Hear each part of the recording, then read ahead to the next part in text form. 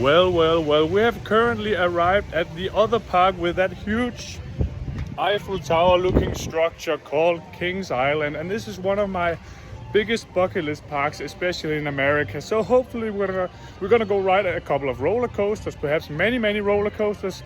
I have Søren with me today, and we're starting off by riding Orion, of course, and then after that Banshee. So go. Wow, just look at the queue line for Flight of Fear over there, and the queue line for Orion, well, it doesn't look that long. So Søren has already escaped from me. He don't want to try this big roller coaster, but let's go.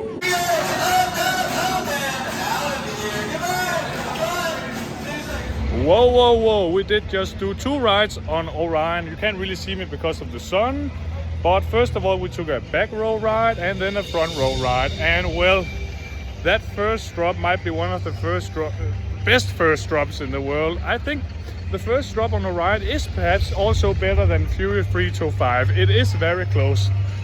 But after that, the roller coaster experience is quite short, even though it's a big so-called giga coaster, because the drop is 300 feet in length. The roller coaster has some great moments, some positive G-forces, and some surprising moments such as the airtime-filled wave turn, and also that low to the ground airtime hump. But after that, well, Orion doesn't really offer that much. So perhaps we need this roller coaster to warm up a bit, and then we will take some re-rides later in the day. But now we need to go over to Banshee. Wow, there goes Banshee. Flying over, going up there. This roller coaster looks so big compared to other inverted roller coasters. Holy moly, and then that big iconic loop over the lift hill. Wow! What?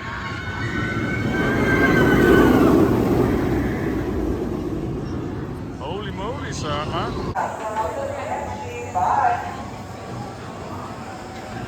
Wow, this roller coaster is quite underrated because I've heard a lot about Banshee being big. It has vest restraints, they are tie well, they are, but this roller coaster is still quite big and it packs a punch. What I really like about Banshee is actually that twisted first drop. It is very sharp and whippy in the back row especially. And after that, when you go over that floaty 0G roll, it wasn't the best 0G roll, of course, then you have that big bat wing element, and that is also quite forceful. But the best part for me is actually that huge hang time fill inline twist in the end. That one is awesome. I really like that element. And then after that, a quick forceful turn and into the brake run. And I am actually pleasantly surprised overall. Well, I can't really speak English. I'm surprised. You know what I mean. This roller coaster exceeded my expectations, and that is nice. And now I have just located a small little entrance behind me for the Bat, an old aero suspended coaster. So let's try that one out. Go. Now we're just slowly walking through this lengthy queue line for the Bat, and I can see the roller coaster flying by me right here with a lot of speed. So I don't really have any expectations for this coaster, but I think it'll be great fun.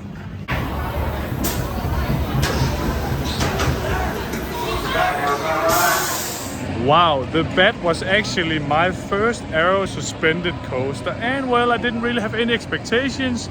We sat in the back row. It was great fun. It is whippy, funky, and speedy.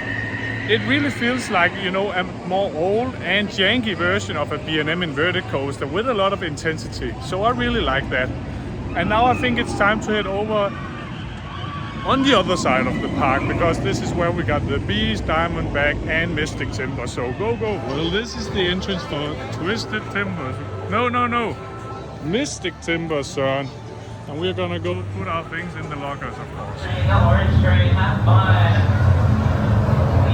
Well, this was our first ride on Mystic Timbers, and the queue line is pretty long right now, so I couldn't really choose the front or back row. So we got row 6, kinda in the middle, a bit in the front, I don't know. But this roller coaster is a highly praised wooden coaster made by GCI, and I must say the roller coaster is awesome because it's quite fast. It really flies through the woods, giving many floater airtime pops, high speed twists and turns. It really is awesome. And on top of that, the roller coaster is just very smooth in terms of wooden roller coasters, of course, and that's typical GCI. But I have to say, based on all of those expectations I had, because many people are praising this roller coaster, it didn't really live up to the hype right now. But perhaps I need to try a Nightride, front row, back row, I don't really know, but we have to move on. We need to try Diamondback. Now we just found the queue line for Diamondback, the big B&M hypercoaster. So let's see how this roller coaster rides.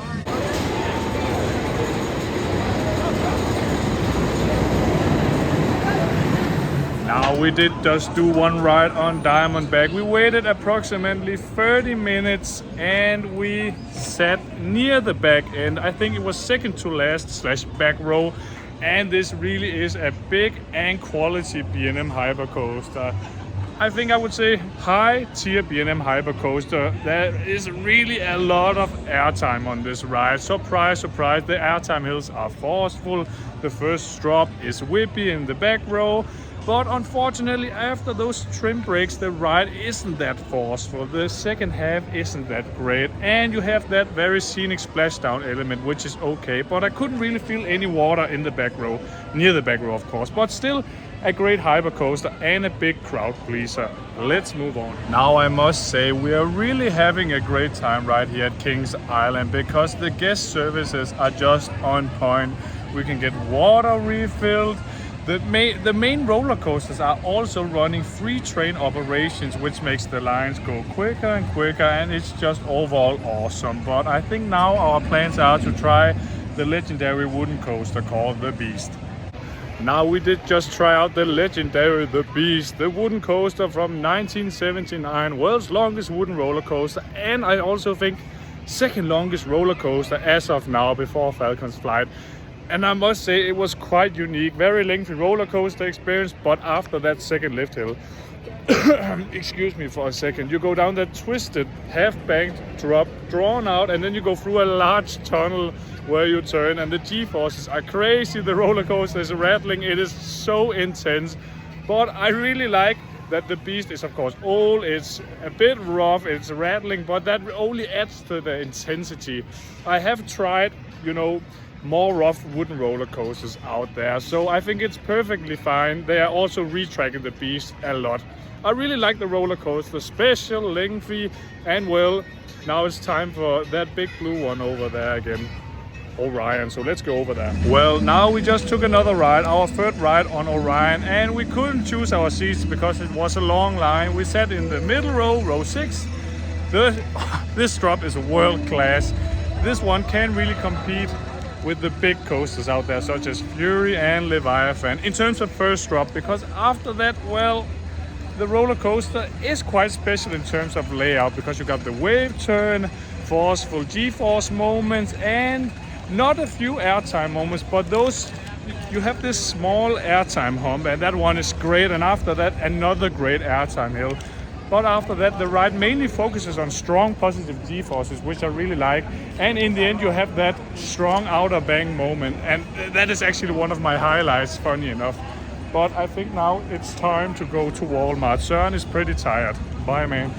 Now, after leaving the park earlier for some food and refreshment, I decided to go back to the park, of course, here around 8 p.m. because I have heard something about night rides at Kings Island, especially Mystic Timbers and the Beats, and that's the main reason why I'm here. So let's go.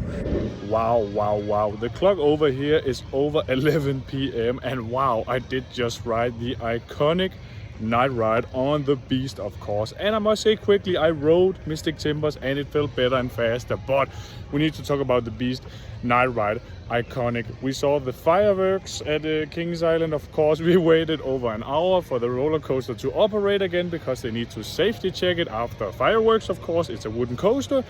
And after that, it's just pitch black darkness. People screaming, cheering, clapping. It was awesome, a great feeling. And I didn't really know that these night rides on the Beast were that popular.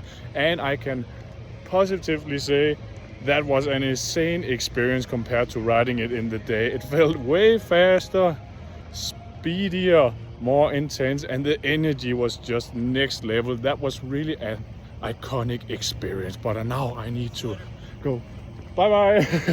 Now I need to go home. I need to visit Søren and see if he's alive. And after that, well, this is gonna be one of my biggest coaster memories over here in America. That was just insane. And as I always say in these videos, at the end of the day, I'm always gonna say bye bye.